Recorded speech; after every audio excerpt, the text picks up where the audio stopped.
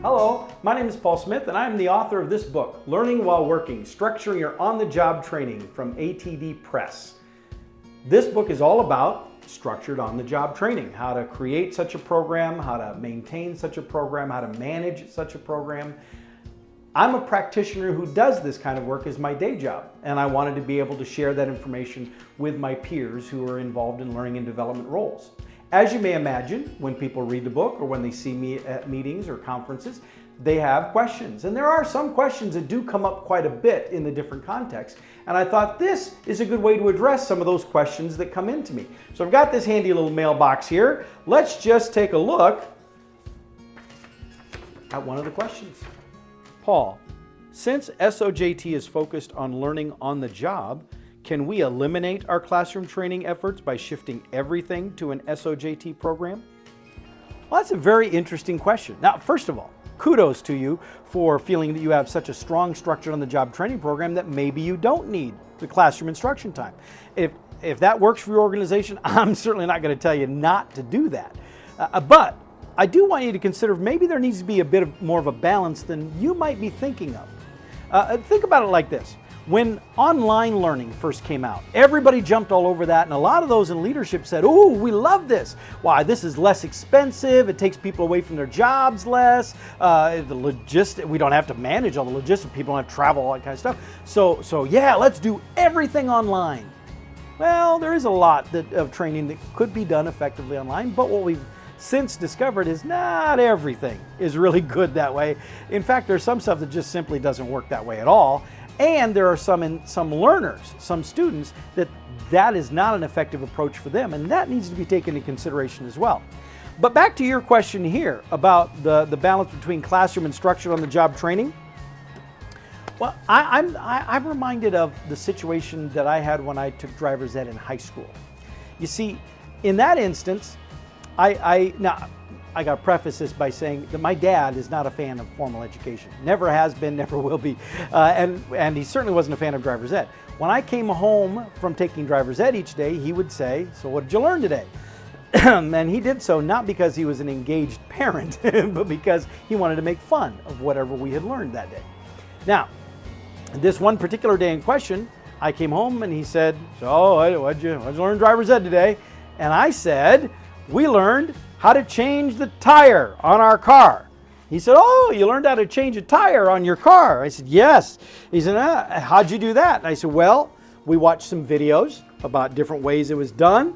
The instructor had in the room all of these different pieces. He had spare tires, he had all the tools and equipment, and he had some mock-up things that had the bolts on them that we were able to unscrew the bolts and put the bolts back on and do the jack things. And yeah, it was really interesting." And my dad said, "You know what I didn't hear you say is that you actually changed a tire." I said, "Well, the instructor explained that there were 25 of us in the class, and there's only one driver's ed car. So it just wasn't possible for us to all do that. Plus, he didn't want to get us confused because, different cars, a jack goes in different places, and, sometimes the equipment that's in your car for jacking up is a little different. And so he didn't want us to get confused by that, to which my dad was like, "Oh, that's just nonsense. You take the bolts off the same way, the car goes up, the car goes down, you protect yourself out in the driveway the same way," and all these kind of stuff. And so his solution was that I get some experience. That night, we proceeded to go out to our driveway where I rotated the tires on the family car. We started by opening the trunk and getting out the spare, which in that day, unlike mine that you just saw here, was a full-size tire. And we started with the first tire, and we went through all four of them, switching all those tires around in a process that he had that was not the most pleasant experience to endure on my part. However, I will say this. At the end of that classroom session earlier that day, I could have told you what the names of all the things are in my trunk. I could have told you how the pieces fit together.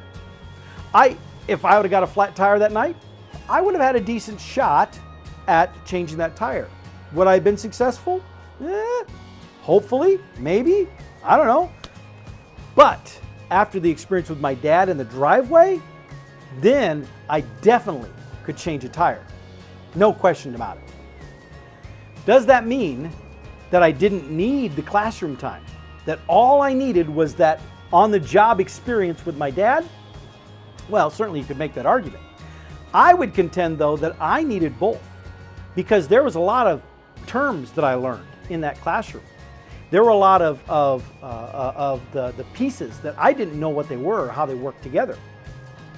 Now, could my dad have explained those things? Sure, but he didn't need to do that because I had learned it in the classroom. That I did know. What he gave me then was the application, which was even more important. But it doesn't mean what happened in the classroom was not important. I encourage you to consider if you need to have a bit more of a balance. Whether it's classroom or online instruction or whatever, if you need that to lay foundation, to explain information, to define certain terms, to make sure that there is consistency and uniformity in the context that people are doing things. But then have them take that information and go out and apply it, put it into practice, demonstrate they can do it. That's where the rubber hits the road. Thank you for watching. Keep on developing.